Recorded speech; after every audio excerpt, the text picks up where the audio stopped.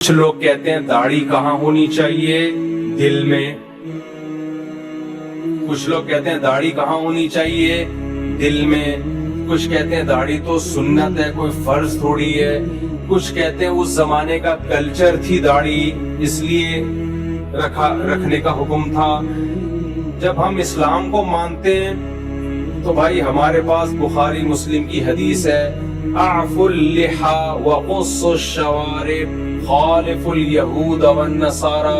آپ صلی اللہ علیہ وسلم نے آرڈر دیا ہے داڑھی بڑھاؤ، مونچھیں گھٹاؤ، ختم۔ اب سوچنے کا آپشن ہے، بولتے کیوں نہیں چپ بیٹھے ہو، وہی رکھنے پڑے، آپشنل ہے ہی۔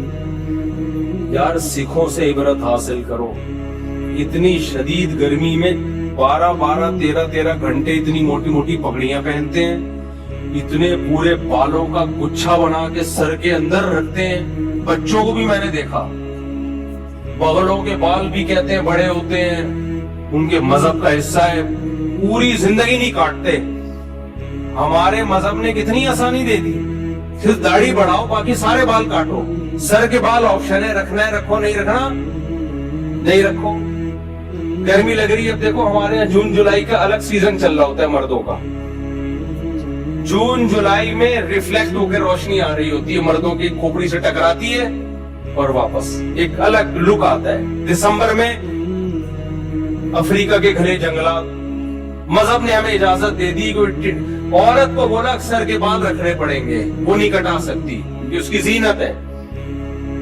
زمانہ جاہلیت میں 2 سال عدت تھی عورت کی، 2 سال، اور اس میں وہ گندگی میں رہتی تھی۔ شوہر مر جائے نا، مینگنیاں لا کے ڈالتے تھے لوگ، گند میں رہے گی۔ اسلام نے 2 سال کی عدت کو ختم کر کے 4 مہینے لے کر آیا اسلام۔ نمبر 2، اس میں گندگی میں رہنے کی اجازت نہیں ہے، صاف ستھری رہے، ہاں زینت اختیار نہ کرے۔ پھر بعض صحابیات کو اشکال ہوا تو آپ نے فرمایا زمانہ جاہلیت میں تم 2 سال کی عدت ہوتی تھی، اسلام نے تم پہ رحم کیا، 4 مہینے کی رکھ دی، اب یہ بھی نہیں کرو گی کیا؟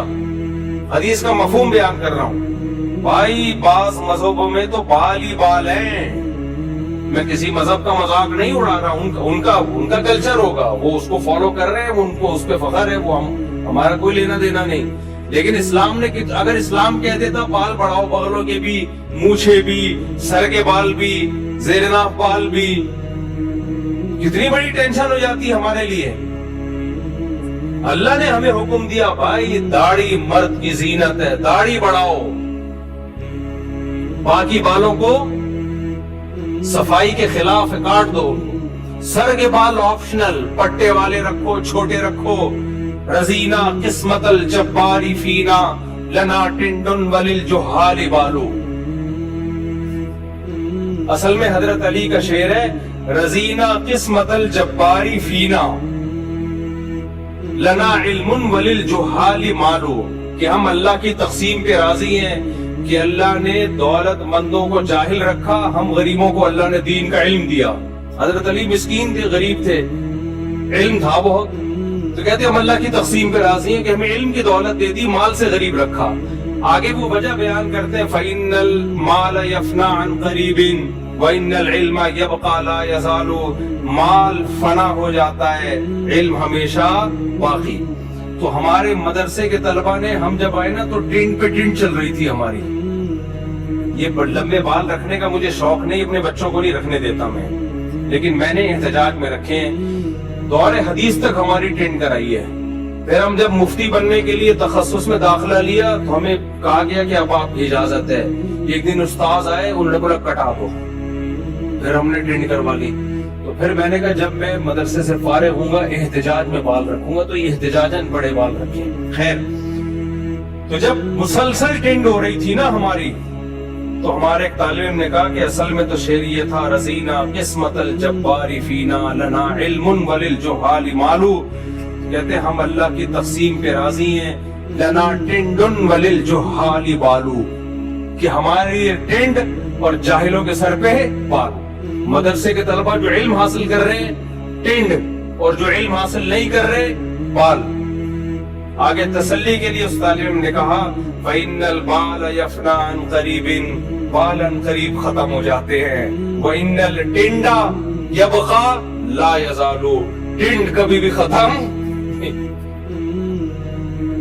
تو اللہ کی رحمت ہے بھائی، ٹنڈ کا آپشن بھی ہے۔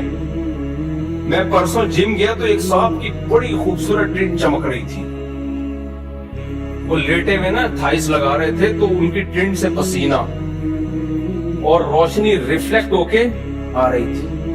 تو سکھوں کے مذہب میں کتنی مشکل ہے، پھر بھی وہ عمل کرتے ہیں۔ ہمارے دین نے تو بہت آسانی کر دی بھائی، صرف داڑھی کے بال اللہ چاہ رہے کہ رکھ لو یار، باقی تو حکم دے رہے کٹاؤ، داڑھی کے رکھ لو، سر کے بال آپ کی مرضی ہے، رکھنا ہے رکھو، نہیں رکھنا ہے نہیں رکھو، اتنی آسانی کر دی، وہ نہیں ہو رہی۔ تو مسلمان کے پاس آپشن نہیں۔ اب دیکھو میں سکھوں سے پوچھتا ہوں کہ تم کیوں بال رکھتے ہو، وہ کوئی دلیل نہیں دیتے، کہتے ہمارے مذہب کا حکم ہے۔ یار ہم محمد صلی اللہ علیہ وسلم کے ماننے والے ہیں، ہم سید الانبیاء کی بات نہ مانیں اور ان لبرل لوگوں کی باتوں میں آئیں تو رکھ لو بھائی، اللہ نے حکم دیا ہے تو ہمت کر لو، کیا جا رہا ہے اس میں، کچھ بھی نہیں ہوگا۔ کیا داڑھی والے جن چڑیل بھوت لگ رہے ہوتے ہیں کیا؟ میں آپ کو کیا لگ رہا ہوں؟ اسی پہ 4 ہوئی ہیں میری، اسی پہ 4 ہوئی ہیں، تو آپ کو بھی مل جائے گا رشتہ انشاءاللہ۔ ہاں کچھ داڑھی والوں کو پسند نہیں کرتی، ریجیکٹ کر دیتی ہیں، ایسی کی تیسی، ان لبرل انٹیوں سے شادی کر کے تم نے کرنا کیا ہے؟ وہ پھر میں بولوں گا بیچ کے کھا جائیں گے، تو ارشاد بھٹی آئے گا بولے گا آپ نے کیوں بولا بیچ کے کھا جائیں گے، اس لیے میں یہ جملہ لے لیتا۔